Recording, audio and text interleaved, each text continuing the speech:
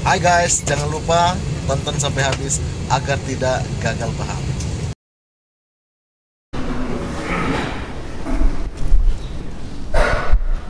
Sidang perkara tindak pidana korupsi atas nama terdakwa John Irfan Kenwe alias Irfan Kurnia Saleh alias Irfan Kurnia terbuka untuk umum.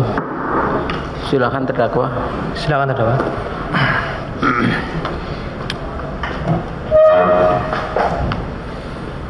Ya.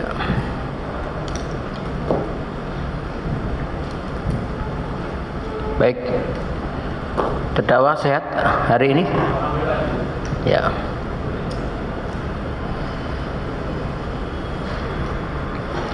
Sebagaimana agenda sidang hari ini, kita akan mendengar pledoi ya, baik dari saudara sendiri maupun dari penasihat hukum terdakwa ya. Nah, untuk teknik pembacaan penyampaian pledoi, kalau tidak keberatan baca pokok-pokoknya ya, atau mau baca semua? Izin kalau boleh saya baca semua yang mulia. Berapa halaman itu? Sebetul 32 halaman. Berapa? 32 halaman. Oh, 32 halaman. Ya. Mohon izin yang mulia. Ada lampirannya. Iya.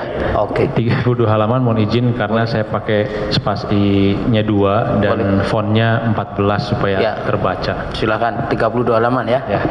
Baik, kemudian yang untuk penasihat hukum, kalau saudara nggak keberatan nanti langsung ke analisa yuridis ya. Baik. Baik yang mulia, total memang ada 2000 sekian halaman, tapi kami akan bacakan hanya sekitar 150-an halaman saja.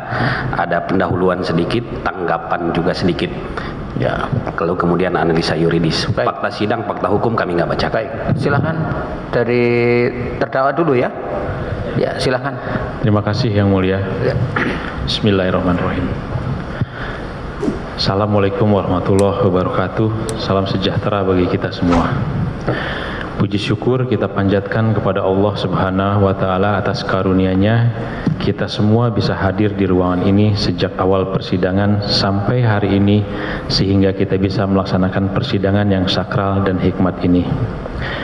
Majelis hakim yang saya muliakan, jaksa penuntut umum KPK yang saya hormati, penasihat hukum yang saya hormati, terima kasih yang sebesar-besarnya saya ucapkan atas waktu, tenaga, dan pikirannya guna menyelenggarakan sidang peradilan ini yang sudah sekian lama saya dambakan. Yang mulia, hal ihwal permasalahan pengadaan helikopter AW101 di lingkungan TNI AU ini dimulai oleh Panglima TNI Jenderal Gatot Nurmantio yang didampingi Ketua KPK Bapak Agus Raharjo pada tanggal 26 Mei 2017, tepatnya hari Jumat, mengumumkan adanya skandal pada pengadaan tersebut, dan saat itu juga mengumumkan para tersangka dari pihak TNI AU. Pada saat pengumuman itu, kontrak kerja antara perusahaan saya PT Diratama Jaya Mandiri atau DJM dengan TNI AU masih berlaku efektif, di mana saya sedang dalam proses menyelesaikan kewajiban saya sesuai yang tercantum di dalam kontrak antara DJM dengan TNI AU. Tanggal 16 Juni 2017, saya ditetapkan sebagai tersangka, yang kemudian kasusnya didiamkan sampai akhirnya tanggal 24 Mei 2022 saya ditahan di rutan KPK setelah permohonan pra-peradilan yang saya ajukan di Pengadilan Negeri Jakarta Selatan ditolak permohonannya. Kepada institusi KPK yang saya hormati, yang diwakili oleh JPU di ruang sidang ini, izinkanlah saya menyampaikan permohonan maaf yang sebesar-besarnya atas tindakan saya mengajukan pra-peradilan pada bulan Maret 2002 tersebut. Banyak teman menyarankan kepada saya, kamu kan tersangka tapi tidak ditahan dan tidak dicekal. Kamu pergi saja ke luar negeri seperti Edi Tansil, Harun Masiku, dan lain-lain. Yang mulia, keluarga saya banyak tinggal dan menjadi warga negara di luar negeri. 2 kakak kandung saya dan 3 sepupu dekat saya menjadi warga negara Amerika Serikat sejak 20 tahun lalu. Bahkan anak pertama saya sudah menetap dan bekerja di Eropa sejak 2 tahun lalu. Hidup di luar negeri bukanlah hal yang sulit untuk saya lakukan. Tetapi saya bukanlah Edi Tansil atau Harun Masiku. Orang tua saya, terutama ayah saya, tempat saya menimba nilai-nilai dasar kehidupan ini, tidak pernah mengajarkan kepada saya untuk lari dari masalah dan tanggung jawab. Dia mengajarkan kepada saya bahwa kesatria bukanlah dinilai dari kekarnya tubuhmu, bukanlah dinilai dari seragammu, jubahmu, atau pangkatmu, bukan pula dinilai dari pedangmu. Kesatria ada di dalam jiwamu. Nilai itulah yang saya bawa dan akan saya wariskan kepada keturunan saya selanjutnya. Saya lebih mengutamakan harkat, martabat, harga diri, dan marwah walau dengan resiko apapun. Beberapa teman senior praktisi hukum swasta maupun dari pemerintahan yang mengingatkan saya, kamu itu sudah tenang-tenang saja, tidak ditahan sejak 5 tahun. Janganlah mengajukan pra-peradilan terhadap KPK. Sama saja kamu dengan membangunkan macan tidur. Tetapi batin saya berkata sebaliknya, sehingga di persidangan inilah kita semua bertemu. Jaksa penuntut umum KPK yang saya hormati, mendengar tuntutan jaksa penuntut umum pada sidang sebelumnya yang menuntut saya penjara badan selama 15 tahun, membuat saya terkejut dan lemas. Namun saya menyadari sepenuhnya inilah cerminan reaksi seekor macan yang terusik dari tidurnya. Dan inilah resiko seorang yang memiliki jiwa ksatria tanpa dibekali pedang, seragam, jubah, dan pangkat, yang dengan sadar memilih jalan menjemput peradilan itu demi sebuah kehormatan dan martabat sebagai manusia. Yang terhormat Jaksa Penuntut Umum KPK, pengajuan pra-peradilan tersebut tidak sekonyong-konyong saya lakukan, tapi dengan melihat pertimbangan-pertimbangan, yakni dihentikannya penyidikan perkara ini di lingkungan TNI dengan diterbitkannya SP3 pada tanggal 30 Agustus 2021. Dan konferensi pers KPK di mana salah satu pimpinan KPK, Bapak Alexander Marwata, menyatakan bahwa KPK kehilangan cantolan melakukan penyidikan kasus ini karena diterbitkannya SP3 dalam perkara yang sama di lingkungan TNI.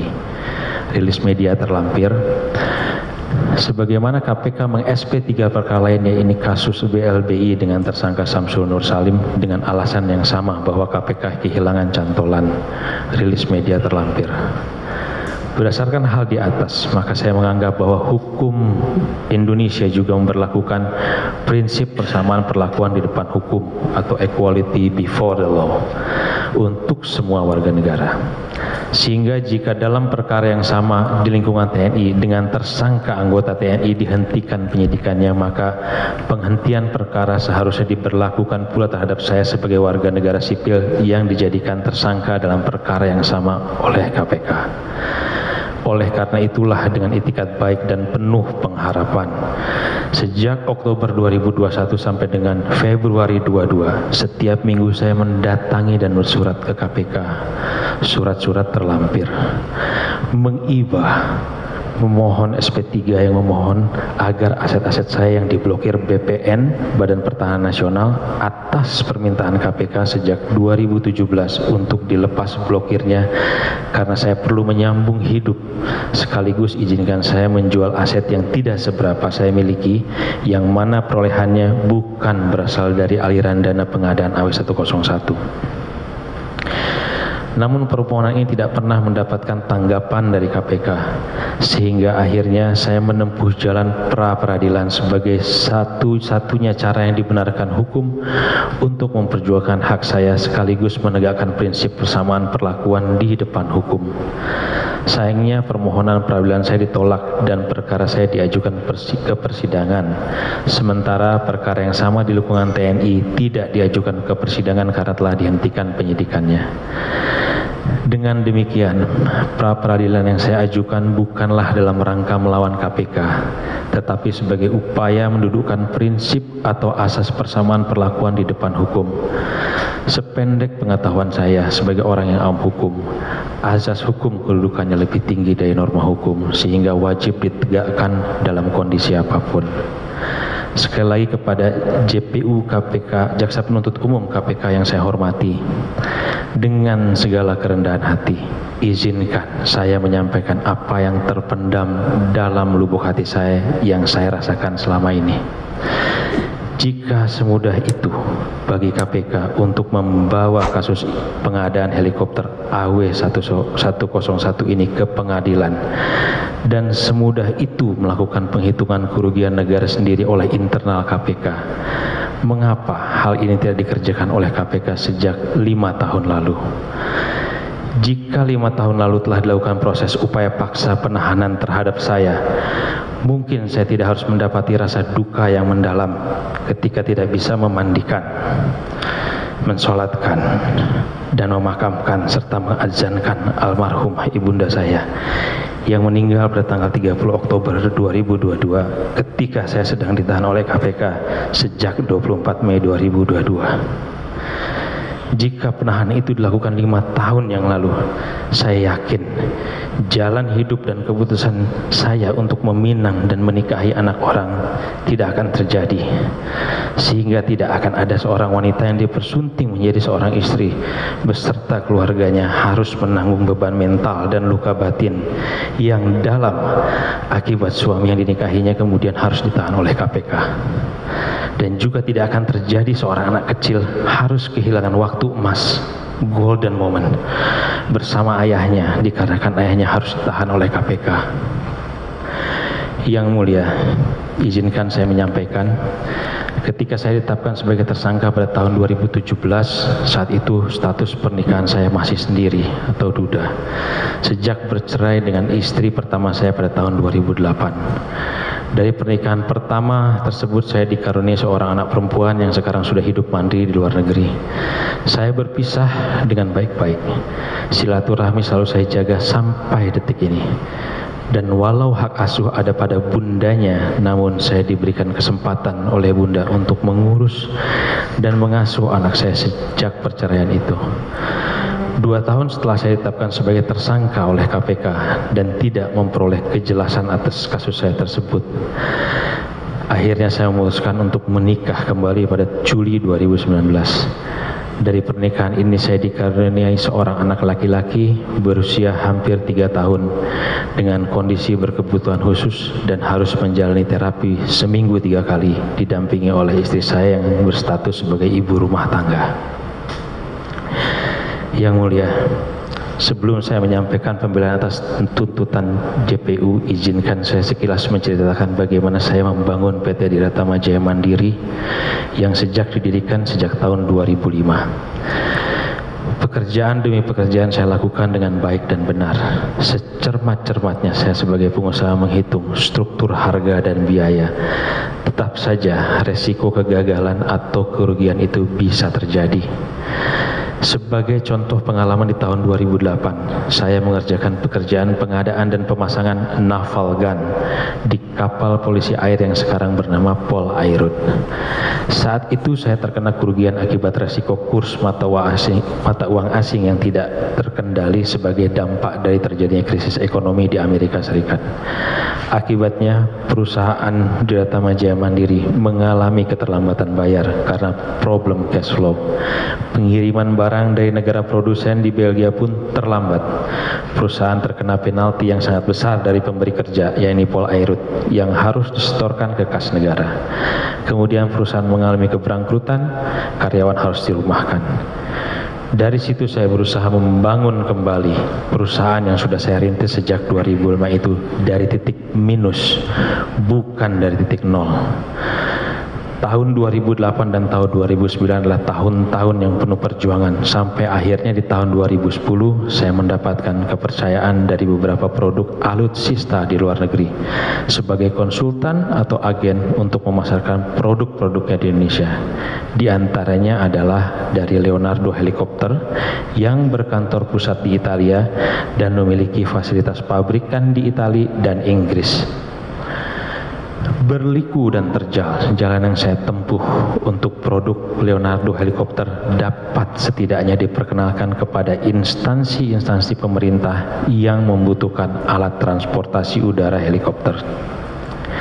Segala upaya yang legal saya lakukan, dari mulai melaksanakan paparan berkali-kali di tiap instansi yang berbeda, menerima kunjungan perwakilan dari instansi-instansi pemerintah seperti TNI Angkatan Udara, TNI Angkatan Laut, Polri, Bakamla, sejak Januari 2011 sampai 2016. Saya masih ingat pertama kali saya menerima kunjungan perwakilan TNI Angkatan Udara yang pada saat itu sedang melakukan studi banding antara Airbus helikopter buatan Prancis dan Leonardo helikopter buatan Italia dan Inggris di pabrikan Leonardo helikopter. Dokumen terlampir. Demo flight berkali-kali saya laksanakan di Indonesia dengan biaya yang tidak sedikit untuk semua kegiatan itu, dan saya anggap ini adalah kegiatan pemasaran yang intinya agar calon pembeli memahami produk yang saya tawarkan dari Leonardo helikopter. Dalam setiap paparan dan demo flight, brosur dari semua varian dan tipe produk Leonardo helikopter kami berikan kepada para peserta, baik dari TNI Angkatan Darat, Angkatan Laut, Angkatan Udara, Polri, Basarnas, Bakamla, BNPB, Kementerian Kelautan Perikanan. Dokumentasi terlampir. Bahkan saya berusaha agar Leonardo helikopter dapat diterima sebagai mitra strategis PT DI, PT Dirgantara Indonesia, yang notabene selalu menjadi pemenang pengadaan alutsista helikopter di kementerian-kementerian. Surat permohonan ke PT DI terlampir. Namun pintu PT DI tertutup rapat untuk produk Leonardo helikopter dikarenakan PT DI sudah dimonopoli oleh Airbus helikopter sebagai mitra strategisnya, sehingga selalu produk-produk Airbus helikopter yang masuk sebagai pemenang dan pemasok di TNI Angkatan Udara, Angkatan Darat, Angkatan Laut, Polri, dan Basarnas. Walaupun sebenarnya user atau calon pengguna menginginkan produk dari pabrikan Leonardo helikopter. Tidak sekali dua kali Dirata Majaya Mandri dan Leonardo helikopter harus menelan pil pahit tidak terpilih menjadi pemenang di kementerian-kementerian tersebut. Tapi hal itu tidak menyurutkan langkah saya untuk terus berusaha mencari peluang dalam setiap pengadaan alutsista helikopter. Tahun 2014 adalah tahun yang baik untuk Leonardo helikopter bisa menjadi pemenang tender pengadaan helikopter SAR di Basarnas, dikarenakan saat itu Basarnas mempunyai kebutuhan spesifikasi helikopter yang mampu dan handal melakukan pencarian dan hover di ketinggian puncak gunung. Alhamdulillah, produk Leonardo helikopter AW139 adalah yang terbaik di dunia untuk operasi itu, sehingga keluarlah Leonardo helikopter sebagai pemenang dan Leonardo helikopter berkontrak dengan Basarnas secara langsung. Pada awalnya ada pertanyaan, mengapa tidak Dirata Majaya Mandri yang melakukan penawaran dan berkontrak dengan Basarnas? Saya sampaikan, Dirata Majaya Mandiri belum memiliki pengalaman baik secara organisasi perusahaan maupun saya sebagai individu, sehingga saya lebih baik mengambil peran sebagai konsultan yang mendampingi Leonardo helikopter dari mulai tahapan pendaftaran tender sampai penyerahan helikopter. Kepercayaan Leonardo helikopter kepada Dirata Majaya Mandri sudah teruji dari pengalaman yang penuh liku itu. Kesuksesan cerita Basarnas diikuti dengan ketertarikan Polri untuk membeli helikopter buatan Leonardo helikopter dengan membeli 11 unit helikopter pabrikan Leonardo helikopter pada tahun 2019, di mana dalam pengadaan di Polri ini saya sudah tidak lagi terlibat karena status saya sudah menjadi tersangka. Sungguh menyakitkan. Hubungan bisnis yang diawali dengan susah payah dan sudah terjalin saling percaya yang baik antara Dirata Majaya Mandri dengan pabrikan Leonardo helikopter harus kandas hanya karena penetapan saya sebagai tersangka. Bukan hanya hubungan saya dengan pabrikan Leonardo helikopter yang harus terputus, tapi juga dengan pabrikan-pabrikan produk lainnya di luar negeri harus mengalami hal yang sama, walaupun tidak ada hubungannya dengan pengadaan helikopter AW101 ini. Yang mulia, sebagaimana keterangan yang telah saya sampaikan di persidangan bahwa 1. Saya berdagang di Lanasi dengan itikat baik, membantu TNI AU memperoleh barang yang dibutuhkan. Dimulai ketika TNI Angkatan Udara meminta pertolongan saya untuk dapat menghadirkan helikopter jenis VVIP di tahun 2016 yang kemudian saya merespon keinginan TNI Angkatan Udara tersebut dengan melakukan pembayaran booking fee sebesar 1 juta US dollar ke Leonardo Helicopter di bulan Oktober 2015. Ketika saya mendengar di media bahwa pembelian helikopter VVIP ini ditunda, saya menerimanya dengan baik-baik saja. Booking fee yang sudah dibayarkan kepada pabrikan Leonardo Helicopter kemudian saya negosiasikan untuk dialihkan menjadi pembelian spare part, dan pihak pabrikan secara lisan menyetujui hal ini dengan beberapa syarat dan kondisi. Semua itu tentunya dapat terjadi dikarenakan hubungan baik dan kepercayaan Leonardo Helicopter dengan Diratama Jaya Mandiri yang sudah terbina dalam berbisnis. Hal ini adalah kenyataan dan bukanlah dalih seperti yang disampaikan oleh jaksa penuntut umum. Praktek payment swap atau pengalihan pembayaran seperti ini lumrah terjadi di dunia bisnis manapun, dan sudah biasa saya lakukan dengan Leonardo Helicopter untuk pekerjaan-pekerjaan lainnya seperti pembayaran training yang ternyata tidak terpakai dan akhirnya dialihkan menjadi pembayaran spare part. 2. Tanggal 14 April 2016, TNI Angkatan Udara mengundang saya dari Diratama Jaya Mandiri untuk hadir di Mabes TNI Angkatan Udara Cilangkap guna pembahasan spesifikasi helikopter VVIP dan helikopter angkut. Dalam rapat tersebut saya menyampaikan segala kondisi yang ada berdasarkan percakapan saya saat itu dengan pihak pabrikan Leonardo Helikopter Inggris, yaitu Kerry Davy dan Stephen Tarr diantaranya. Di antaranya A. Pembuatan helikopter angkut sesuai proposal pabrikan Leonardo bulan Mei 2015 nilainya sebesar 56 juta US dollar per unit dan harus ditambahkan 13% per unit untuk keperluan spare part, tools dan training menjadi 63.280.000 US dollar per unit atau ekuivalen 851 miliar dengan kurs saat itu 13.450 per US dollar. Lama pekerjaan untuk pengiriman paling cepat 26 bulan sejak kontrak efektif, dan pabrikan mensyaratkan kontrak dilakukan dalam mata uang asing, dalam hal ini US dollar sesuai proposal pabrikan tersebut. B. Untuk helikopter yang sudah ada di pabrikan sudah dites terbang dan dirawat sejak bulan November 2012 dengan jumlah jam terbang 150 jam. Terdapat dua hal yang dimungkinkan. Jika ingin menambah rem door dan cargo door, maka diperlukan waktu 18 bulan untuk sampai delivery sejak kontrak efektif. Jika tanpa rem door dan cargo door, maka memakan waktu 10 bulan untuk sampai selesai pengiriman dan training. Pejabat Leonardo Helicopter Inggris, Kerry Davy dan Stephen Tarr pun menjelaskan bahwa helikopter yang sudah jadi sejak November 2012 ini berkategori brand new. Yang mulia, izinkan saya menjelaskan tentang pemakaian jam terbang 150 jam ini yang selalu dikategorikan sebagai helikopter bekas oleh ahli jaksa penuntut umum.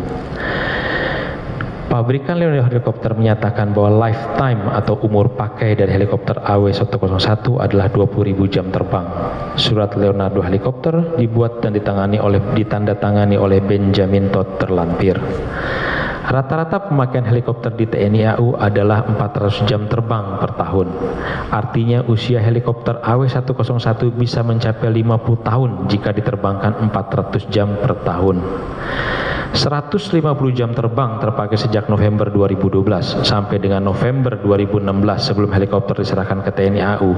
Artinya 150 jam terbang selama 4 tahun, yang mana berarti ekuivalen dengan 40 menit per minggu atau 8 menit per hari. Hal ini sangatlah wajar sebuah helikopter diterbangkan selama 40 menit per minggu atau 8 menit per hari dalam rangka perawatan. C. Semua keterangan ini saya sampaikan secara jelas di rapat tersebut dan mempersilahkan kepada TNI Angkatan Udara memilih mana yang sesuai dengan kondisi TNI Angkatan Udara saat itu. Keterangan dari Leonardo helikopter Inggris yang disampaikan oleh Carrie Davy dan Stephen Tarr saat rapat tanggal 14 April 2016 itu pun kemudian diperkuat dengan diterbitkannya surat pada tanggal 18 Juni 2017 yang ditandatangani oleh Carrie Davy dalam rangka menjawab pertanyaan TNI Angkatan Udara yang bersurat langsung secara elektronik atau email ke pabrikan Leonardo helikopter. Surat jawaban dari Leonardo helikopter pun kemudian dilegalisir oleh Atase Pertahanan Republik Indonesia di Inggris sebelum dikirimkan ke pihak TNI Angkatan Udara melalui email dan pos. Salinan surat Leonardo helikopter terlampir. Saya tidak pernah melarang dan menutup-nutupi keterbukaan komunikasi dari pihak TNI Angkatan Udara dengan pihak pabrikan di Italia maupun Inggris. Bahkan surat dari Carrie Davy inilah yang kemudian dipakai oleh Badan Pemeriksa Keuangan untuk menghitung kekurangan material yang belum dikerjakan sebagai akibat dari tertundanya proses amandemen kontrak antara PT Diratama Jaya Mandiri dengan TNI Angkatan Udara. Dalam surat tersebut pun sekali lagi Carrie Davy menyebutkan bahwa helikopter AW101-646 adalah brand new atau baru dan belum pernah diserahkan atau dioperasikan di negara manapun. Yang mulia, mengenai pernyataan kategori baru ini, bahkan ahli LKPP yang dihadirkan jaksa penuntut umum pun ketika saya tanya siapa yang berkompeten menyatakan helikopter itu baru atau bekas, ahli LKPP tersebut menyatakan bahwa pabrikan dan tim pengguna, dalam hal ini TNI Angkatan Udara, yang berkompeten menyatakan helikopter itu berkategori baru atau bekas. Faktanya, pabrikan Leonardo helikopter dan TNI Angkatan Udara melalui saksi Kolonel Iqbal yang melakukan kegiatan pre-shipment inspection ke pabrik melalui persidangan ini sama-sama mengatakan bahwa helikopter AW101-646 yang dibeli TNI Angkatan Udara melalui PT Diratama Jaya Mandiri adalah helikopter baru. Undangan rapat tanggal 14 April 2016 tersebut pun bukan saya yang menginisiasi. Saya hanya bersifat pasif. Pihak TNI AU mengundang Diratama Jaya Mandiri dikarenakan mengetahui peran saya sebagai agen dan konsultan Leonardo helikopter sejak 2010.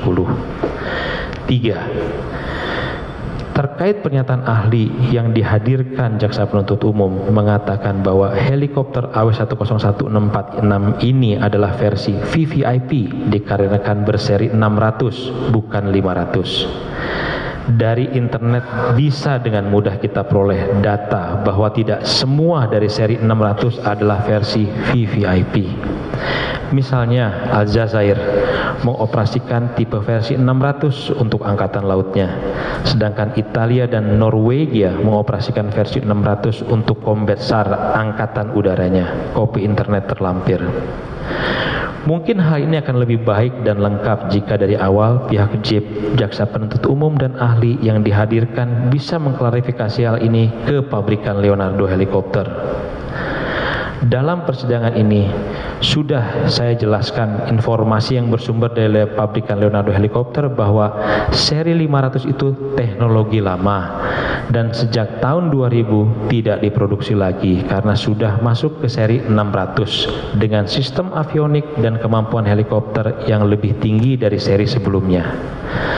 Pihak jaksa penuntut umum mengatakan bahwa helikopter AW101-646 yang dibeli TNI AU adalah VVIP. Namun Certificate of Conformity atau COFC yang dikeluarkan oleh pabrikan Leonardo helikopter dengan izin otoritas penerbangan di Inggris tertanggal 10 Januari 2017 menyatakan bahwa helikopter AW101-646 adalah versi utility atau angkut. Pernyataan ini pun diperkuat oleh keterangan saksi Kolonel Iqbal yang membenarkan COFC tersebut karena merupakan bagian dari dokumentasi kegiatan pre-shipment inspection TNI Angkatan Udara di pabrik Leonardo helikopter di Yeovil, Inggris. Bahkan Letkol Vicky Simatupang Ketua Tim Technical Representative di persidangan mengatakan bahwa helikopter AW101-646 ini bukan versi VVIP melainkan versi angkut. Begitu pula pernyataan Marsma Fakhri Adami yang menyatakan bahwa helikopter AW101-646 ini adalah helikopter versi angkut bukan VVIP. Bahkan faktanya pabrikan Leonardo Helikopter telah merilis pernyataan tanggal 20 Februari 2017 yakni mengklarifikasi bahwa helikopter AW101-646 yang diserahkan ke TNI AU adalah helikopter utility atau angkut dan tidak pernah diperuntukkan sebagai helikopter VVIP. Rilis media terlampir. Dalam persidangan ini, ahli pesawat yang dihadirkan jaksa penuntut umum menyatakan bahwa helikopter AW101-646 yang dibeli oleh TNI Angkatan Udara tidak dapat melaksanakan operasi militer. Pernyataan tersebut dilontarkan oleh ahli yang bukanlah seorang personil operasi TNI, belum pernah ikut dalam misi operasi TNI khususnya TNI Angkatan Udara, apalagi belum pernah menanyakan hal ini kepada pihak TNI Angkatan Udara sebagai pemilik dan operator helikopter AW101-646 tersebut. Sebaiknya kita tidak membiarkan diri kita terhanyut dalam perdebatan yang bukan domain kita, yang bukan anggota atau personel operasi TNI. Namun berdasarkan diskusi saya dengan teman-teman di lingkungan TNI, diinformasikan bahwa dalam operasi militer di TNI dikenal dua kategori operasi militer, yaitu operasi militer perang dan operasi militer selain perang. Izinkan saya sekilas mengingatkan bahwa saksi Mazda Sujatmiko yang merupakan perwira penerbang helikopter yang pernah aktif di Skadron 6 dan Skadron 8 Lanut Atang Sanjaya Bogor mengatakan bahwa helikopter AW101-646 ini siap untuk operasi angkut personil, angkut logistik, medical evacuation, dan evakuasi bencana karena interior kabin dan luas kabin helikopter AW101-646 ini sesuai dan mampu mengadaptasi kegiatan-kegiatan tersebut yang saya maknai ini sebagai operasi militer selain perang. Keempat, tidak pernah sekalipun terucap dari bibir saya kepada pejabat TNI Angkatan Udara yang manapun bahwa saya memohon dan mengibah agar pengadaan helikopter AW101 VVIP tetap dilaksanakan dikarenakan saya sudah membayar booking fee ke pabrikan Leonardo Helikopter di Inggris. Tidak ada satupun pejabat di TNI AU yang mengetahui secara pasti apa yang sudah saya lakukan dengan pabrikan Leonardo Helikopter. Bahkan Asrena saat itu, Marsda Muhammad Syafi'i, tidak mengetahui apakah booking fee ke Leonardo Helikopter sudah dilaksanakan atau belum, karena beliau juga memasuki masa pensiun saat itu. Yang pasti, desakan untuk menghadirkan helikopter AW101 di Indonesia sesegera mungkin terjadi setelah rapat tanggal 14 April 2016 yang diikuti dengan undangan-undangan rapat berikutnya berdasarkan penjelasan TNI AU diantaranya A. Dalam rangka ditampilkan pada saat HUT TNI AU tanggal 9 April 2017. B. Monopoli pabrikan Airbus helikopter di tanah AU selama lebih dari 30 tahun dan reputasinya kurang baik dari helikopter Puma, Super Puma yang dioperasikan TNI AU dengan tingkat kesiapan yang rendah dan tingkat kecelakaan yang di atas 50%. C. Terjadinya kecelakaan helikopter H225 atau EC725 Karakal buatan Airbus helikopter Prancis di Norwegia pada tanggal 29 April 2016 yang menelan korban tewas seluruh penumpang dan pilotnya sebanyak 13 orang. Berita elektronik terlampir. Akibat kecelakaan tersebut, otoritas penerbangan Eropa yaitu EASA dan Amerika yaitu FAA langsung memerintahkan seluruh operator dan pemilik helikopter EC225 Karakal dunia untuk menggrounded, melarang terbang sampai batas waktu yang tidak dapat ditentukan sampai dengan penyebab dari kecelakaan tersebut ditemukan dan diperbaiki. Larangan terbang tersebut tertuang dalam Airworthiness Directive atau AD. AD-nya terlampir yang diterbitkan oleh EASA. TNI AU yang saat itu sudah mengoperasikan helikopter tersebut sebagai helikopter combat SAR dan helikopter angkut juga harus membatasi operasional helikopter yang sudah tergabung di Skadron 6 dan Skadron 8 Lanut Atang Sanjaya Bogor. Kejadian kecelakaan yang dialami oleh helikopter EC-225 Karakal sepertinya lebih meyakinkan pihak TNI AU dalam mengadakan helikopter AW101 yang memiliki 3 mesin sehingga meningkatkan faktor keselamatan. 5. Saya juga menyampaikan keberatan atas praktik pungli yang dilakukan oleh oknum TNI AU yang bernama Peltus Sigit yang melakukan pemotongan pembayaran yang seharusnya diterima Angga Muagaran mewakili Diatama Jaya Mandiri di depan teller Bank BNI. Angga Munggaran baru melaporkan kejadian itu kepada saya di sore harinya setelah pemotongan itu terjadi. Seperti biasa, Angga Munggaran sebagai staf keuangan selalu melaporkan adanya transaksi keuangan kepada saya setelah transaksi tersebut dilaksanakan. Seperti halnya ia melaporkan pembayaran termin kedua, yang baru ia laporkan setelah transaksi pembayaran atau pengirimannya selesai dilaksanakan atau konfirmasi bank penerimanya sudah menyatakan menerima transfer dana masuk ke rekening bank PT Diatama Jaya Mandiri. Keberatan akan praktik yang dilakukan oleh Peltus Sigit, saya mengirimkan surat kepada Pekas menyampaikan keberatan itu pada tanggal 9 September 2016, surat terlampir. Tidak sampai di situ, karena tidak mendapatkan tanggapan dari Letkol Wisnu, saya mengajukan permintaan tolong kepada Marsda Adrian Watimena yang saya yakini agar dapat menyampaikan pesan keberatan saya tersebut kepada pimpinan TNI AU saat itu. Beberapa hari setelah berbicara dengan Marsda Adrian Watimena, saya ditelepon Marsda Supriyanto Basuki untuk menghadap ke kantornya, dan di kantornya Marsda Supriyanto Basuki memerintahkan saya untuk mendatangi Kepala Pekas Letkol Wisnu guna meminta dana pemotongan tersebut dikembalikan. Saya yang tidak paham di mana letak ruang kerja dari Kepala Pekas saat itu meminta Saudara Azra Muharman mengantarkan saya dan menemani saya bertemu Letkol Wisnu. Mengapa saya katakan pungli? Karena dalam persidangan saya konfrontir Peltus Sigit dan menanyakan adakah arahan atau perintah dari Kasau saat itu yang dijabat oleh Marsikal Agus Supriyatna untuk melakukan pemotongan pembayaran sebesar 4% di pembayaran termin pertama. Peltus Sigit menjawab tidak ada perintah. Dia melakukan sesuai kelaziman yang ada sejak tahun 2012 ketika Peltus Sigit mulai ditugaskan di Pekas. Agar menjadi pemahaman kita semua bahwa hasilnya di tahun 2012 Marsikal Agus Supriyatna belum menjabat sebagai Kasau. Kelaziman yang Peltus Sigit lakukan tidak layak dan sangat mencoreng nama baik institusi TNI Angkatan Udara dan para pejabat TNI Angkatan Udara yang pada saat itu tidak pernah memberikan arahan atau permintaan apapun kepada saya tentang adanya potongan 4%. Begitu pula sebaliknya, saya tidak pernah menjanjikan kepada pejabat manapun di TNI Angkatan Udara bahwa akan memberikan 4% dari setiap pembayaran. Lazim atau kebiasaan yang dikatakan oleh Peltus Sigit belum tentu lazim atau kebiasaan bagi semua orang. Saya teringat ketika saya diperiksa sebagai saksi oleh POM Mabes TNI mengenai hal ini. Penyidik POM Mabes TNI menanyakan, bahkan meminta saya mengakui bahwa saya hadir pada saat Kadis Ada pernah mengundang para mitra kontraktor. Menurut penyidik POM Mabes TNI, pada pertemuan itu, Saudara Fahri Ahdami selaku Kadis Ada meminta komitmen 4% dari para kontraktor yang hadir saat itu.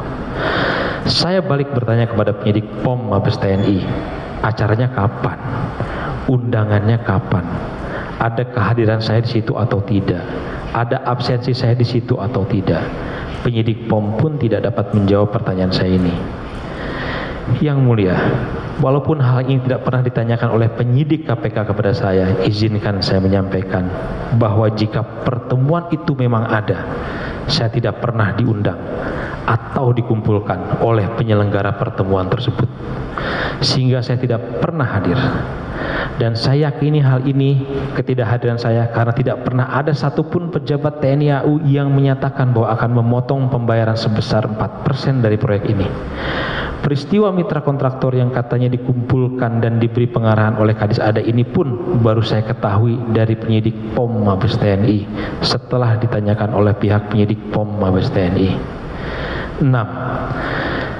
Terkait salinan SMS yang ditampilkan oleh jaksa penuntut umum yang menampilkan pesan dari nomor telepon Singapura ke nomor telepon saya pada bulan Mei 2017. Jaksa penuntut umum berpendapat bahwa ada kedekatan antara saya dengan Pak Agus Supriyatna serta pengadaan helikopter AW101 tidak dalam kondisi baik-baik saja.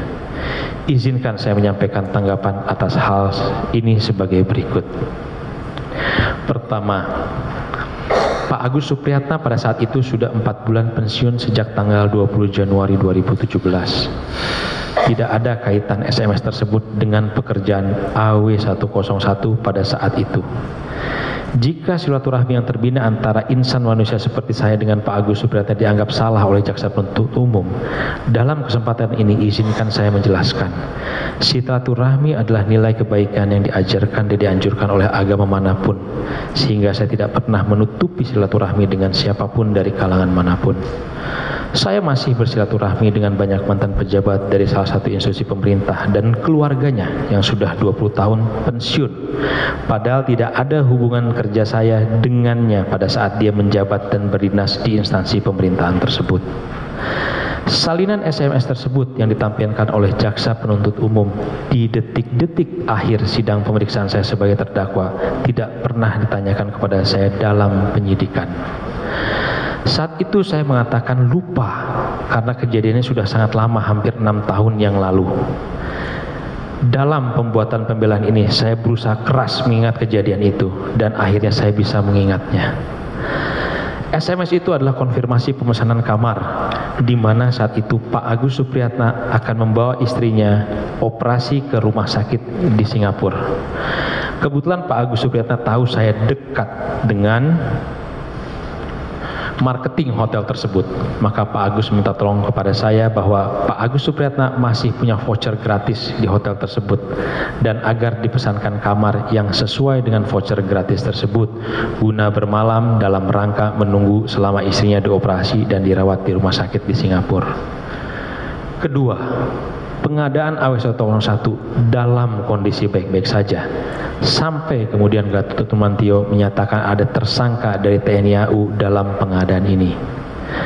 Pada tanggal 15 November 2016, pihak pabrikan Leonardo Helikopter datang dan melaksanakan paparan di depan seluruh jajaran TNI Angkatan Udara tentang perkembangan produksi helikopter AW101-646 yang dipesan di Data Jaya Mandiri untuk TNI Angkatan Udara. Paparan terlampir. Saat itu tidak ada satupun pejabat TNI AU yang berkeberatan dengan kondisi helikopter AW101-646 yang akan diperoleh TNI AU di tahun 2017 setelah nantinya selesai diproduksi. Tidak ada nota keberatan dalam risalah rapat paparan oleh pabrikan dari Inggris tersebut. Namun ketika helikopter tiba di Indonesia tanggal 29 Januari 2017, para pejabat TNI AU tersebut telah berganti. Hal-hal yang sudah diminta dan sepakati sebelumnya oleh para pejabat terdahulu sejak rapat tanggal 14 April 2016 tidak disampaikan kepada pejabat-pejabat barunya, sehingga beberapa pejabat baru berkeberatan ketika tidak ditemukan cargo door.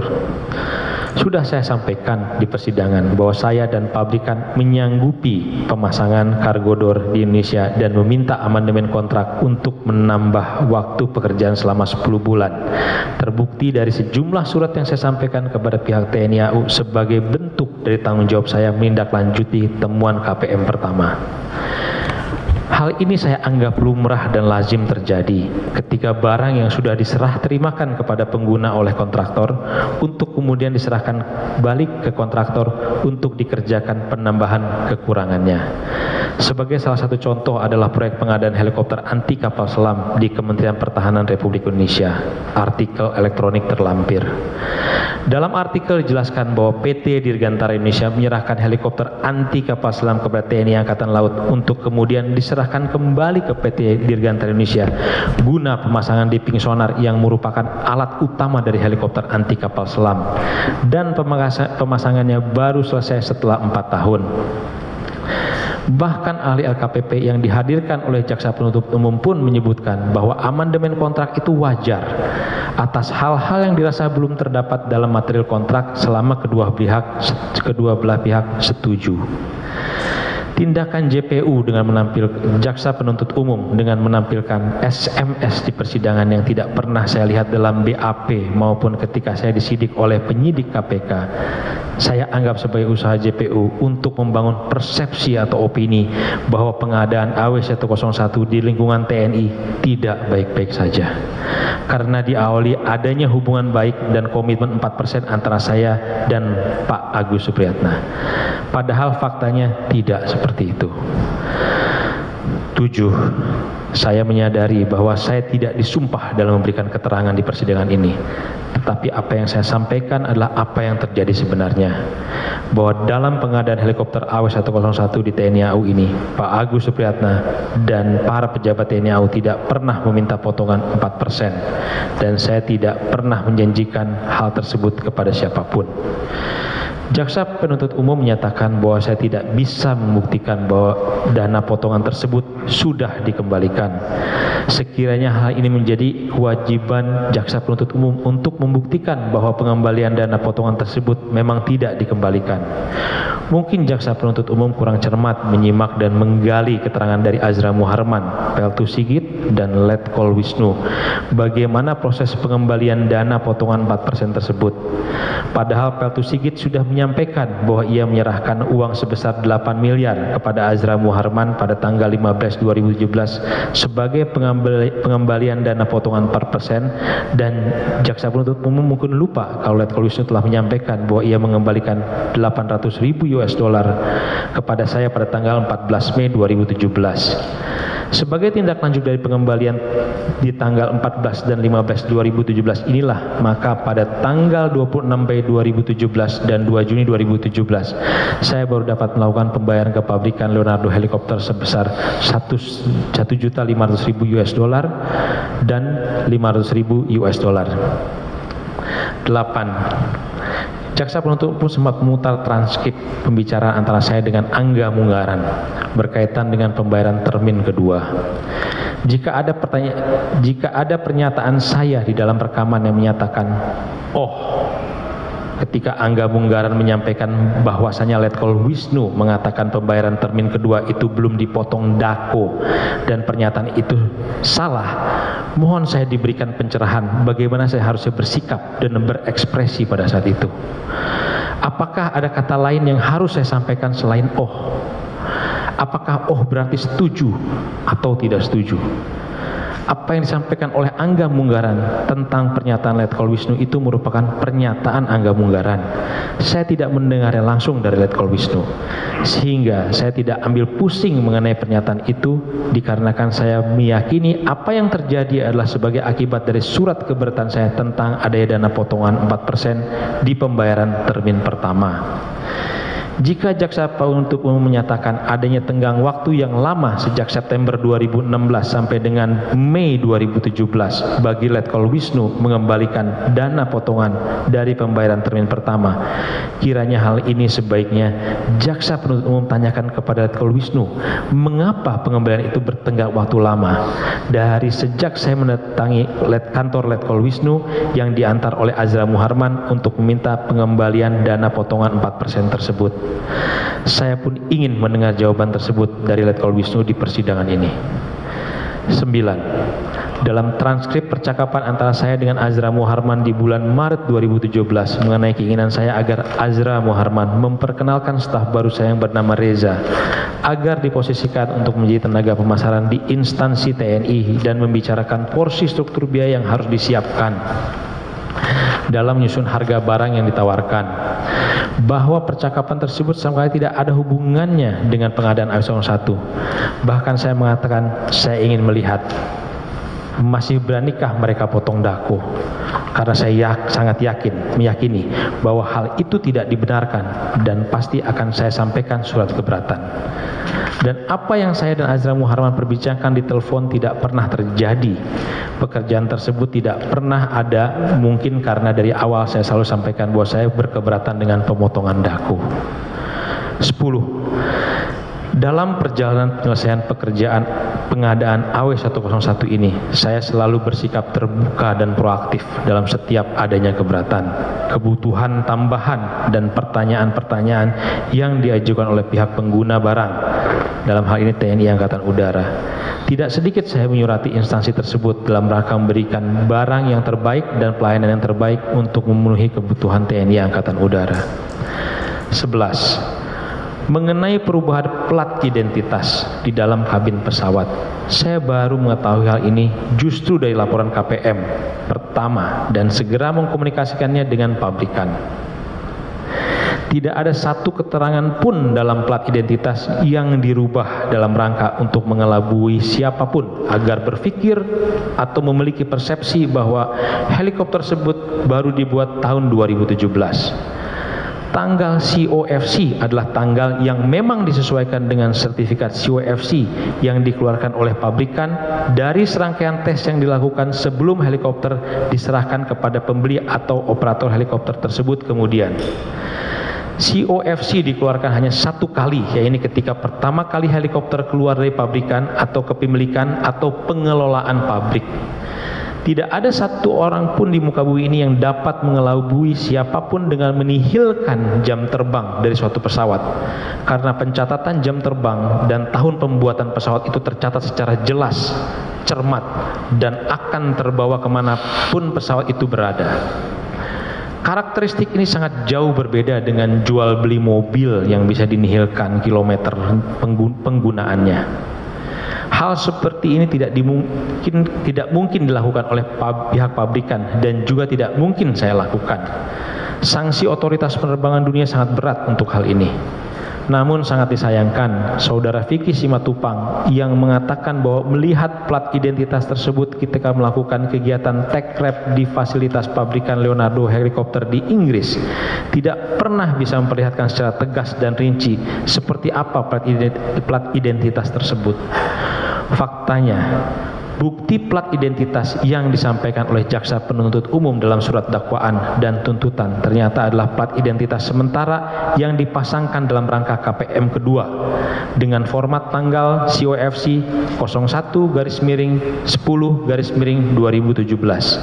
Sedangkan plat identitas yang sekarang terpasang di dalam kabin helikopter AW11646 saat ini adalah yang terakhir dikirim oleh pabrikan dan dipasang oleh tim Leonardo helikopter Inggris ketika mereka masih berada di Jakarta dalam rangka Field Service Representative dengan format tanggal 10/01/2017.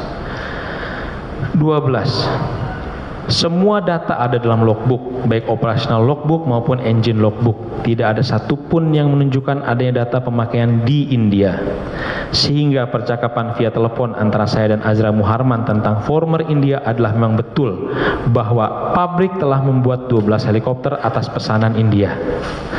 Namun baru 3 unit yang dikirim. Ternyata kemudian India membatalkan sisa pesanannya, sehingga pabrikan memutuskan untuk menjual sisanya ke negara-negara lain, termasuk ke Indonesia dengan versi yang berbeda-beda menurut keterangan pabrikan. Saya justru ingin bertanya kepada jaksa penuntut umum, sudahkah jaksa penuntut umum memeriksa semua logbook helikopter AW11646 yang ada di TNI Angkatan Udara? Apa yang tertulis di sana? Adakah penjelasan pemakaian dan penerbangan di India? Sudahkah jaksa penuntut umum mengunjungi pabrikan Leonardo helikopter untuk mengklarifikasi segala dokumen yang dikeluarkan oleh pabrikan Leonardo helikopter? Apakah semua original atau imitasi? Saya yakin bahwa jaksa penuntut umum belum memeriksa semua logbook. Bahkan ahli pesawat yang dihadirkan oleh jaksa penuntut umum belum pernah sama sekali ke fasilitas pabrikan Leonardo helikopter dan hanya belajar AW101 melalui website-website umum yang ada di internet. Mengenai foto yang diambil dari salah satu website umum tentang helikopter AW101-646 pernah dipakai oleh Perdana Menteri Inggris pada acara NATO Summit di Inggris.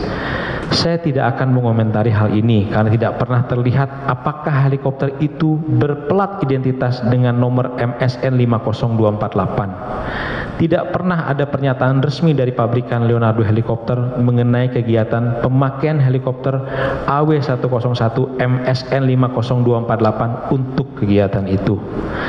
Di dalam logbook AW10146 yang saat ini sudah menjadi milik TNI Angkatan Udara dan dipegang oleh TNI Angkatan Udara, tidak terdapat catatan pemakaian oleh Perdana Menteri Inggris di tanggal tersebut.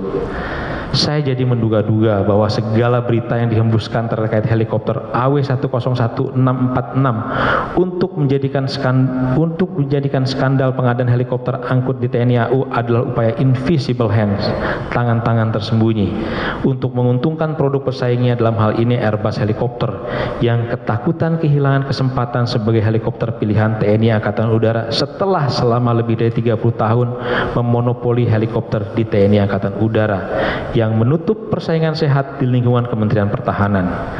Dalam dakwaan dan penjelasan saksi ahli jaksa penuntut umum dipersoalkan tentang pengkategorian helikopter angkut dan helikopter angkut berat, serta tidak adanya rem door di helikopter AW101 MSN 50248. Terkait hal tersebut, izinkan saya menjelaskan sebagai berikut. A. Pengkategorian helikopter angkut dan helikopter angkut berat merupakan domain dan urusan internal TNI Angkatan Udara dan tidak secara konsisten diterapkan dalam proses pengadaan. Faktanya adalah bahwa anggaran pengadaan helikopter angkut berat di Kementerian Pertahanan untuk TNI Angkatan Udara pada tahun 2019 digunakan untuk pembelian helikopter EC-725 Karakal yang memiliki bobot 11 ton. Jika dibandingkan dengan helikopter AW101 yang berbobot 15,6 ton. Artikel elektronik terlampir.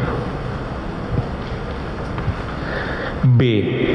JPU, Jaksa Penuntut Umum menyebutkan bahwa helikopter angkut berat harus memiliki rem door. Namun faktanya, kontrak pengadaan yang berjudul helikopter angkut berat di Kementerian Pertahanan untuk TNI AU adalah pembelian helikopter EC-725 atau H-225 yang tidak memiliki pintu belakang, apalagi rem door. 13. Izinkan saya menyampaikan bahwasanya semua hal yang terkait dengan proses pemeriksaan Badan Pemeriksa Keuangan atau BPK, saya sama sekali tidak ada kuasa dan peran untuk mengaturnya. Saya tidak pernah dipertemukan dengan pihak BPK oleh TNI Angkatan Udara, dan hasil perhitungannya juga tidak pernah mencerminkan dan mewakili perhitungan sebagaimana yang saya yakini benar. Sebagai contoh, nilai training dalam kontrak sebesar 38 miliar rupiah oleh BPK hanya dinilai sebesar 5 miliar rupiah. Sementara nilai kontrak di Dharma Jaya Mandiri dengan pabrikan untuk training adalah senilai 2,4 juta US dollar atau ekuivalen 38 miliar rupiah, sudah termasuk dengan tiket pesawat pulang pergi, akomodasi, dan uang saku sesuai isi kontrak di Dharma Jaya Mandiri dengan TNI Angkatan Udara. Jika jaksa penuntut umum dalam dokumen tuntutan menyatakan adanya transkrip percakapan telepon yang mengatakan nanti saya rayu BPK, hal ini tidak pernah diperdengarkan kepada saya pada saat penyidikan dan juga dalam pemeriksaan saya sebagai terdakwa. Izinkan saya menyampaikan bahwasanya hal tersebut tidaklah mungkin terjadi dan memang tidak pernah terjadi. Terbukti dari nilai perhitungan BPK yang jauh dari ekspektasi perhitungan saya. Dalam transkrip percakapan yang dicantumkan oleh jaksa penuntut umum pun saya melihat pernyataan ini bukan dilontarkan oleh saya, tetapi oleh lawan bicara saya yang saya lupa itu siapa. Dan kalimat percakapannya pun tidak jelas. Saya bicara lain dan kemudian lawan bicara saya tiba-tiba bicara nanti saya rayu BPK. Sama sekali tidak nyambung. Saya khawatir ini fitnah dan jebakan yang tidak hanya akan merugikan nama baik saya dan tidak menutup kemungkinan merugikan nama baik institusi BPK. 14. Mengenai tuntutan uang pengganti atau UP yang disampaikan oleh jaksa penuntut umum sebesar 177 miliar, saya berpendapat bahwa jaksa penuntut umum lupa atau kurang cermat dalam kalkulasi hal ini.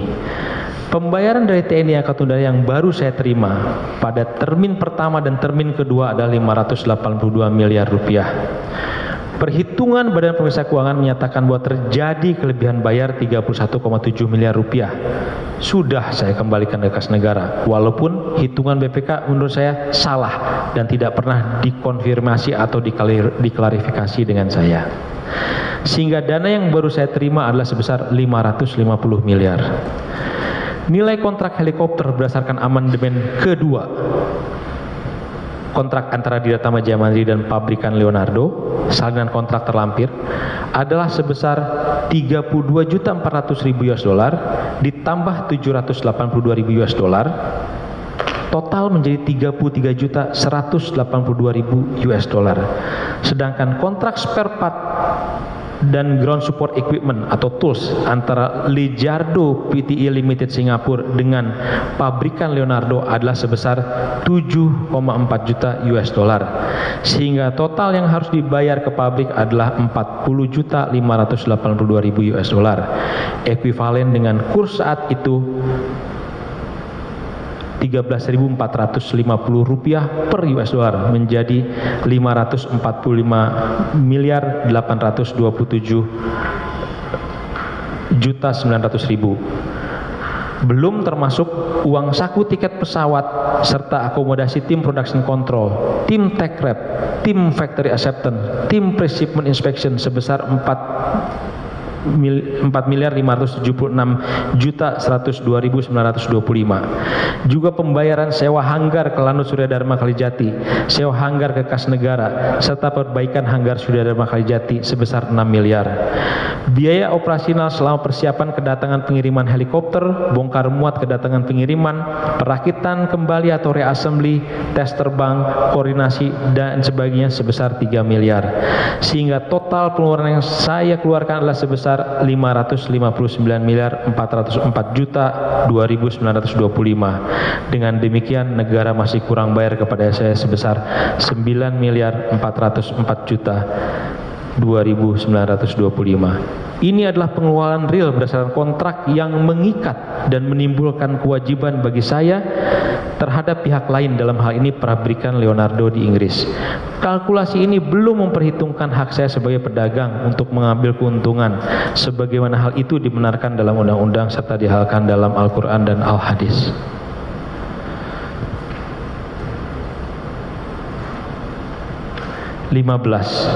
Yang terhormat Jaksa Penuntut Umum, jika saya dikatakan berbelit-belit di persidangan ini, izinkan saya minta maaf untuk hal tersebut. Saya merasa semua yang ditanyakan di persidangan ini telah saya jelaskan. Hanya sayangnya menjadi kurang jelas dikarenakan ketidakhadiran beberapa saksi yang ingin dihadirkan oleh Jaksa Penuntut Umum. Sejauh ini saya merasa sangat kooperatif sejak awal saya dimintai keterangan oleh KPK 5 tahun lalu sampai dengan akhir masa penyidikan. Bahkan ketika penyidik menyodorkan berkas dengan pertanyaan yang salah dan tidak nyambung sebagai akibat dari praktek copy paste dari pertanyaan kepada saksi lain, pun saya membantu mengingatkan penyidik dengan mengatakan, "Pak, mungkin ini Bapak salah ketik sehingga pertanyaan ini tidak nyambung dengan pertanyaan sebelumnya." Langsung pihak penyidik mengakui dan mengiyakan kesalahan ketik tersebut dan berterima kasih sudah diberitahukan akan hal tersebut. Tidak ada sikap saya sejak awal yang menutupi segala bentuk pemberian keterangan. Hal ini dalam rangka membuat kasus ini menjadi terang benderang, termasuk ketika saya diperiksa oleh POM Mabes TNI sebanyak 13 kali sebagai saksi untuk para tersangka dari pihak TNI AU. Bahkan saat penggeledahan dan penyitaan oleh POM Mabes TNI tanpa KPK pun saya sangat kooperatif.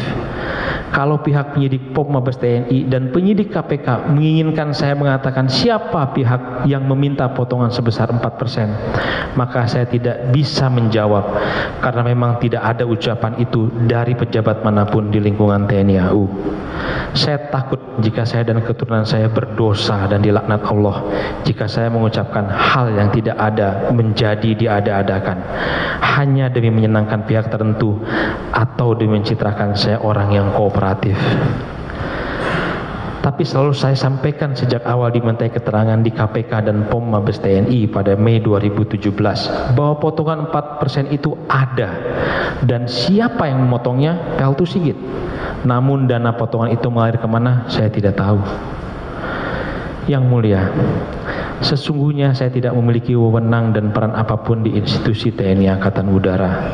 Sangatlah di luar logika jika saya dikatakan mengatur tender, mengatur spesifikasi dalam rangka memperkaya diri sendiri dan orang lain. Saya tidak bisa menentukan siapa-siapa anggota Pokja. Saya tidak bisa mempengaruhi anggota Pokja. Saya tidak membuat renstra di TNI AU. Saya tidak berinisiatif melobi DPR, Kementerian Pertahanan, Kementerian Keuangan, dan pihak-pihak terkait lainnya dalam rangka memuluskan anggaran pengadaan helikopter angkut ini agar masuk dalam buku DIPA TNI Angkatan Udara. Saya tidak tahu menahu segala urusan cabut tanda bintang. Bahkan saya tidak tahu menahu tentang bagaimana penjabaran Perpang 23 tahun 2012 tentang rekening lintas tahun atau escrow account. Yang saya tahu bahwa saya diminta untuk tanda tangan formulir pembukaan rekening bank oleh pihak bekas TNI Angkatan Udara. Saya tidak pernah merasa dana yang ada dalam rekening escrow pada Bank BNI adalah milik saya. Saya tidak pernah mengetahui dan melakukan aktivitas transaksi apapun dari rekening tersebut. Bahkan untuk permohonan pencairan pembayaran tahap 2 dan tahap 3 saja saya tetap mengajukan permohonan pembayaran kepada pihak TNI AU. Saya hanyalah pihak swasta yang berikhtiar melakukan kegiatan perdagangan. Wajarlah jika dalam perdagangan saya mencari untung sebagaimana tersurat dalam ajaran agama Islam yang saya anut. Surat Al-Baqarah ayat 275, surat An-Nisa ayat 29, surat Asyura ayat 181 sampai 183. Tersurat bahwa Allah menghalalkan perniagaan atau perdagangan bukan dengan mengambil riba dan mengajarkan mencari keuntungan tapi tidak dengan merugikan orang lain, serta perdagangan yang dilandasi kejujuran. Nilai-nilai ini saya pegang teguh karena saya tidak ingin membawa pulang hasil pekerjaan yang tidak halal menurut agama untuk diberikan kepada istri dan anak-anak saya. Yang mulia, izinkanlah saya menyampaikan perasaan yang terpendam yang saya rasakan selama persidangan peradilan ini.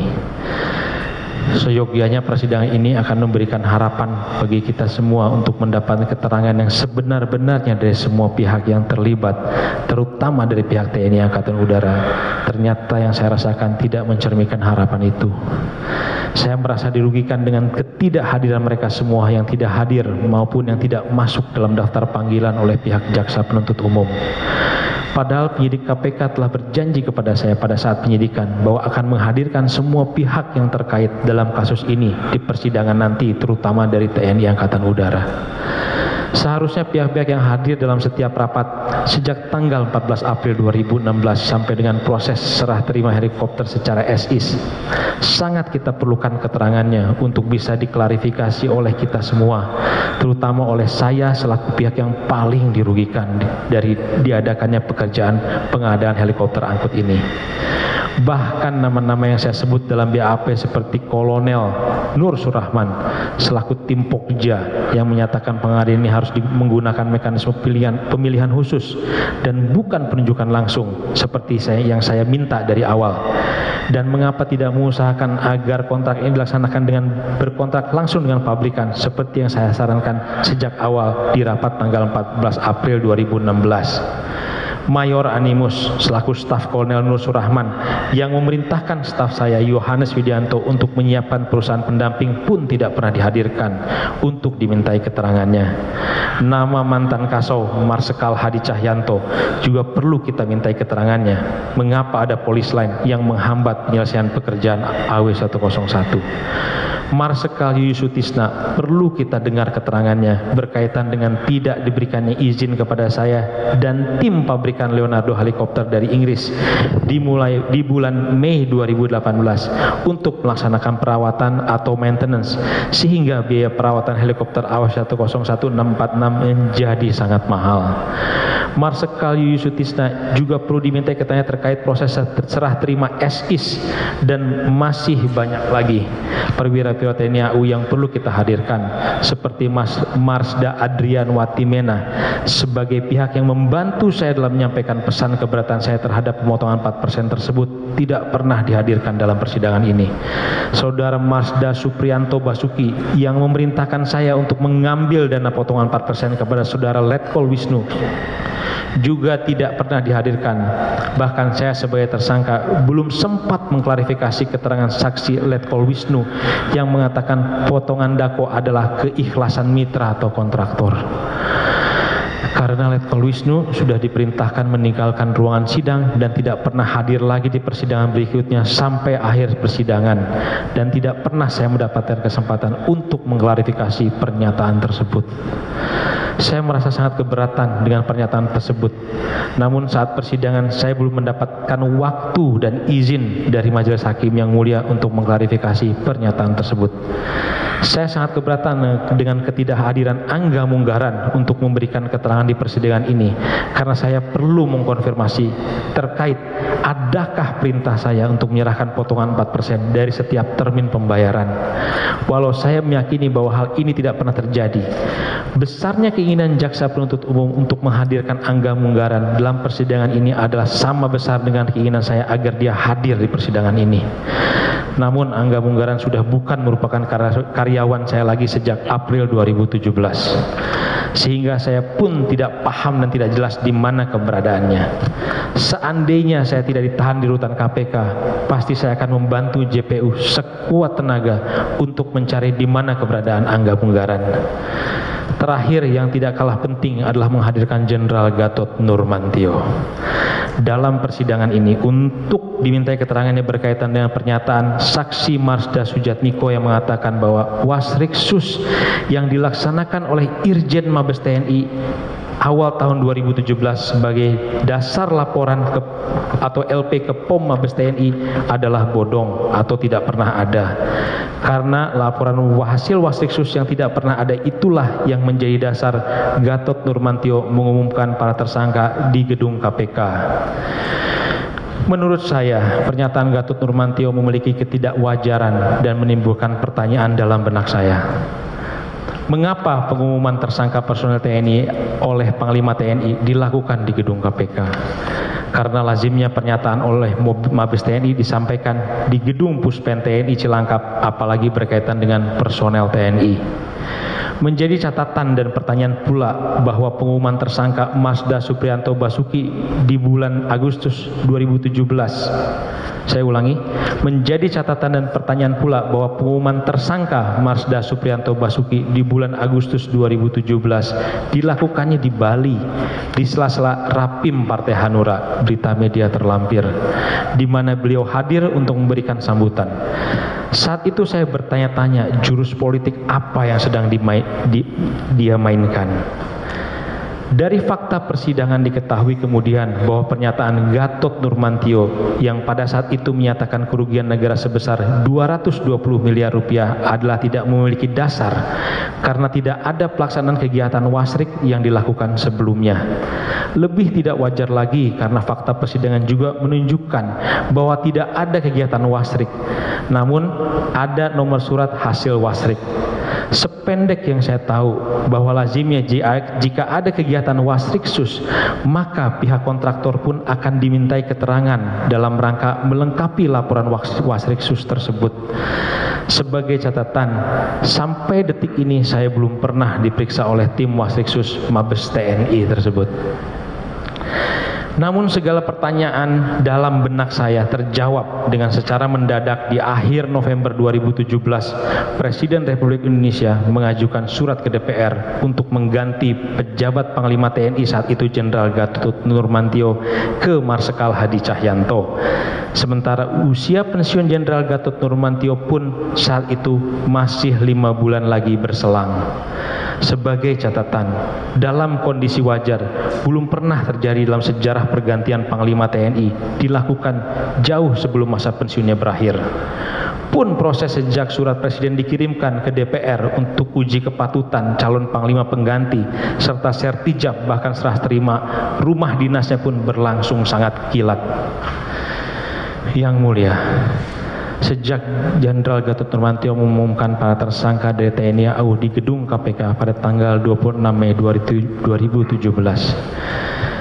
saat itu saya merasakan mati sudah segala bentuk predikat yang ada pada diri saya sebagai insan pribadi, sebagai makhluk sosial, dan sebagai wira swasta yang telah merintis usaha PT Direktama Jaya Mandiri selama 12 tahun. Di hari pengumuman tersangka itu, semua dunia perbankan yang telah menjalin hubungan baik dengan saya dan perusahaan milik saya menutup pintu fasilitas keuangan yang sedang mereka berikan tanpa klarifikasi. Saya sadari ternyata azas praduga tak bersalah itu hanyalah ilusi dan angan-angan bagi insan manusia yang telah mendapatkan predikat atau status tersangka. Bahkan untuk saya yang saat pengumuman itu belum dinyatakan sebagai tersangka dan hanya baru dari pihak TNI AU saja. Sangatlah dahsyat dampak dari seseorang yang mendapatkan status tersebut. Berat sekali beban yang saya rasakan sejak hari itu sampai sekarang. Terkucilkan saya dari kerabat di lingkungan dunia usaha. Terkucilkan saya dari lingkungan pergaulan sosial. Bahkan persahabatan dan kekerabatan yang sudah saya bina sejak kecil pun kandas hanya karena status saya sebagai tersangka. Untuk memulai usaha baru tidaklah mudah, karena tidak ada kerabat yang mau mengulurkan bantuan modal. Tidak ada pihak perbankan yang mau membuka pintu dengan status saya sebagai tersangka ini. Aset yang saya miliki tidak dapat saya jual untuk digunakan sebagai modal usaha dikarenakan permintaan blokir oleh KPK kepada Badan Pertahanan Nasional.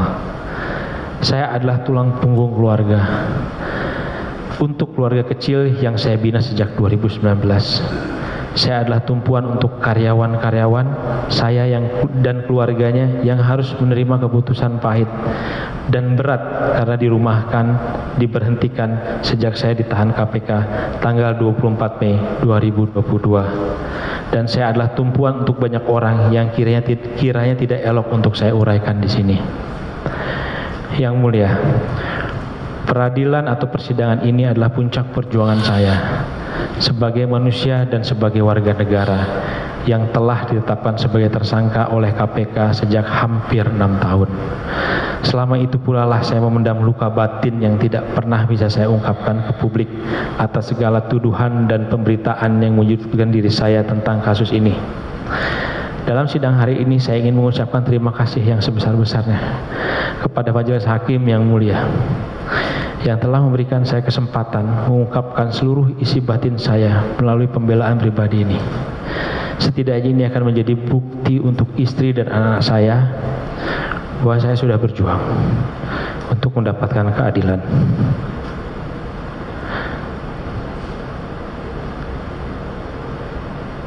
Demi harkat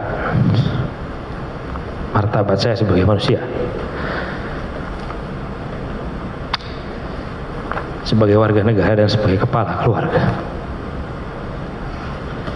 Yang mulia, saya yakin dan percaya bahwa eksistensi lembaga peradilan di seluruh negara manapun di dunia ini dengan ujung tombak yang mulia para hakim adalah untuk memberikan keadilan,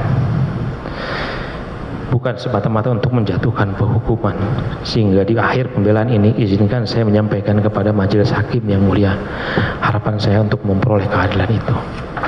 Saya menyesal jika niat baik saya membantu TNI AU memperoleh alutsista terbaik dunia yang didambakan oleh segenap personel penerbang TNI Angkatan Udara akhirnya berujung menjadi masalah besar yang berlarut-larut yang terjadi akibat hal-hal yang di luar kemampuan dan kewenangan saya.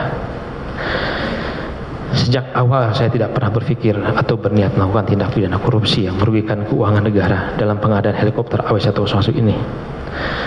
Saya hanyalah pihak swasta yang berusaha sebaik-baiknya menjalankan kewajiban sesuai dengan yang diatur dalam kontrak. Jika ada kekurangan dalam proses pengadaan helikopter AW101 ini, bukanlah sesuatu yang saya perbuat dengan sengaja.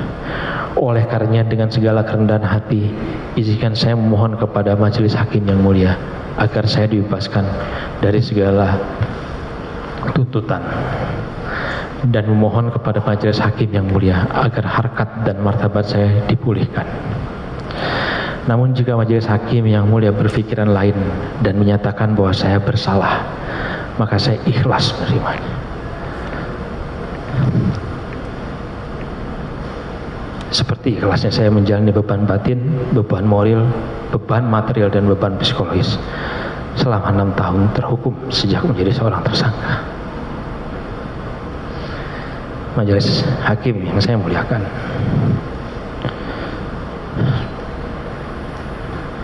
jaksa penuntut umum yang saya hormati, penasihat hukum yang saya hormati, pengunjung sidang yang diberkati Allah.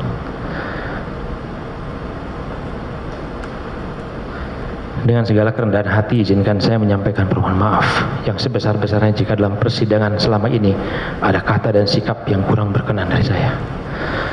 Saya menyadari saya hanyalah insan biasa yang tidak luput dari hilaf. Kepada institusi TNI, khususnya TNI Angkatan Udara, perkenankan saya mengaturkan permohonan maaf yang sebesar-besarnya jika dengan adanya perkara ini saya telah mencoreng dan merusak marwah TNI Angkatan Udara dan keluarga TNI Angkatan Udara. Yang mulia, sebelum menutup belaan saya di persidangan ini, izinkan saya menyampaikan permohonan maaf untuk keluarga kecil saya.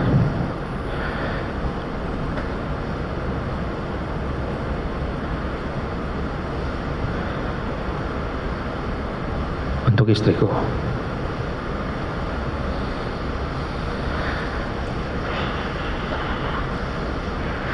dari lubuk hati yang terdalam, saya ingin menyampaikan permohonan maaf karena kamu dan keluarga harus menanggung beban dikarenakan ketidaktahuan kamu sejak awal menikahi seorang lelaki dengan status tersangka kasus tipikor KPK yang tidak berkesudahan ini. Percaya bahwa rezeki yang saya bawa pulang selama ini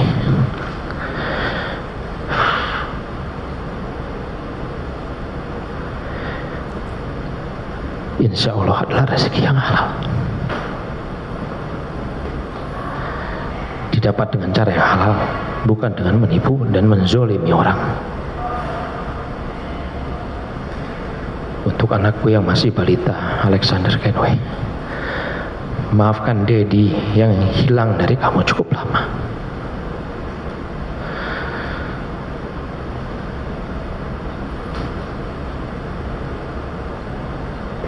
Selama ini kamu tidak Dedi kasih izin menjenguk Dedi di rutan KPK. Karena kamu harus terapi sama Mami supaya kamu bisa cepat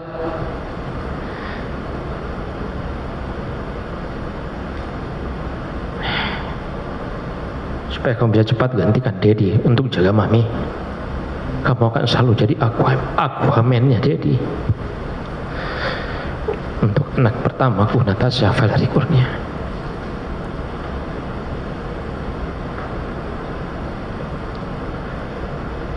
kamu selalu jadi putri kecilku. Walau kamu sekarang sudah dewasa dan mandiri, maafkan Papa yang tidak bisa hadir dalam pernikahanmu di Swedia, karena saat ini Papa harus berjuang demi harkat dan martabat Papa, martabat kamu dan keluarga kita. Papa titip pesan, selalu telepon adikmu, si Aquaman, dan take good care of your bunda always. Maka berkah Allah akan selalu ada di jalanmu. Yang mulia, bersama surat pembelian ini, izinkan saya menyampaikan curahan isi hati anak kandung pertama saya, Natasha Valerie Kurnia, dan bundanya, Putri Larasati Cakraningrat, yang mereka tuangkan dalam surat untuk disampaikan kepada majelis hakim yang melalui persidangan ini. Di akhir kata, saya ucapkan wabillahi taufiq wal hidayah. Wassalamualaikum warahmatullahi wabarakatuh. Hormat saya, Waalaikumsalam. Irfan Kurnia Saleh, John Irfan Kenway. Baik, terima kasih saudara terdakwa ya yang telah membacakan pledoi pribadi selaku terdakwa, dan selanjutnya